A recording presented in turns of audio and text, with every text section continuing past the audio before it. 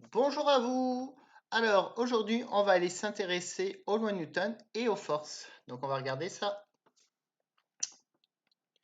Alors, première chose qu'il faut savoir, c'est savoir qu'est-ce qu'une force. Donc une force, c'est une action mécanique capable de créer une accélération. Donc on regarde action, accélération. Ça, c'est quelque chose qui est vraiment important. Et ce qu'on doit retenir, c'est une force, ça va posséder trois propriétés. La première propriété d'une force, c'est que c'est un vecteur. La force est un vecteur. Donc, si vous cherchez à connaître une force, bah, forcément, vous devrez aller trouver quoi? Vous devrez aller trouver sa norme et son orientation. Donc, ça, c'est pour les coordonnées polaires. Et ensuite, bah, souvent, on va aller faire les calculs avec les coordonnées en x, en y. De plus, une force, c'est quelque chose, c'est une interaction entre deux objets. Donc un objet A qui interagit avec un objet B. On n'oublie pas que cette interaction peut être soit de contact, table avec livre, soit par distance. Donc c'est-à-dire la Terre, par exemple, sur un livre. Donc c'est toujours une interaction. Et enfin, comme une force c'est un vecteur, bah, si on a plusieurs forces, qu'est-ce qu'il faut faire? On fait la résultante, tout simplement. Donc voilà.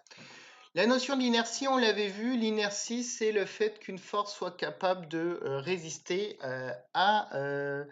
au changement de son mouvement. Et ça, c'est mesuré par quoi? Bah, c'est mesuré par la masse. Donc dès que vous parlez de la masse d'un objet en kilogrammes, bah, vous êtes en train de voir que vous êtes en train de regarder son inertie. Donc plus un objet a une masse qui est importante, plus il va être difficile à déplacer.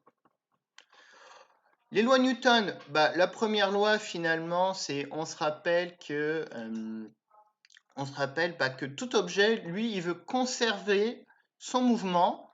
Donc, s'il est au repos, bah, il veut rester au repos. Puis, s'il avait une vitesse, bah, il veut conserver cette vitesse-là. Donc, quel exemple on avait fait? Rappelez-vous, on avait fait l'exemple du bus. Donc, vous aviez un bus comme ceci. Et à l'intérieur du bus, donc vous étiez situé ici et vous aviez votre sac à dos qui était ici. Si le bus se mettait à avancer, qu'est-ce qui se passait? Bah, votre sac à dos, lui, il allait tomber. Pourquoi? Bah, parce qu'il veut rester sur place. Donc le bus avance, vous avancez parce que sur la chaise, vous êtes poussé par le bus, mais comme il n'y a pas de chaise pour retenir le sac à dos, bah, le sac à dos, lui, il va tomber. Donc voilà, c'était un petit exemple de la première loi de Newton. Autre exemple, dans un virage, quand la voiture, elle tourne, vous êtes comme ceci. J'adore par caméra faire des expériences. Et bah, finalement, ça, on dit, oh, c'est la force centrifuge. En fait, la force centrifuge, c'est une application de la première loi Newton. La deuxième loi Newton, bon, bah, la somme des forces est égale à la masse fois l'accélération. Qu'est-ce qu'on doit faire? C'est la loi qu'on va utiliser le plus. Bah, c'est tout simplement euh, aller mettre les forces en X, mettre les forces en Y. Et enfin, la troisième loi, bah, on se rappelle que la force de A sur B va être exactement la même force de B sur A, mais avec une orientation opposée, donc c'est-à-dire de sens opposé. Ça, c'est quelque chose qui est assez important. Pourquoi c'est important? Bah parce que tout simplement, on a un exemple. Ça, vous avez votre petit perceau qui est A. Là, vous aviez B.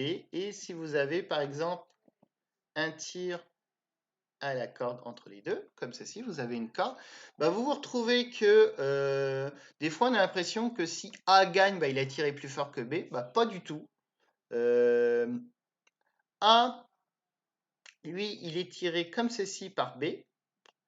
et B va être tiré par A, mais exactement de la même manière, mais de sens opposé. Même chose, on se retrouve avec la Terre attire un livre, mais le livre attire la Terre avec la même force de sens opposé. Pourquoi il y a une différence? Bah, tout simplement, c'est à cause de la masse. Vous mettez un livre et pèse beaucoup moins que la Terre, donc il est beaucoup plus facile à déplacer.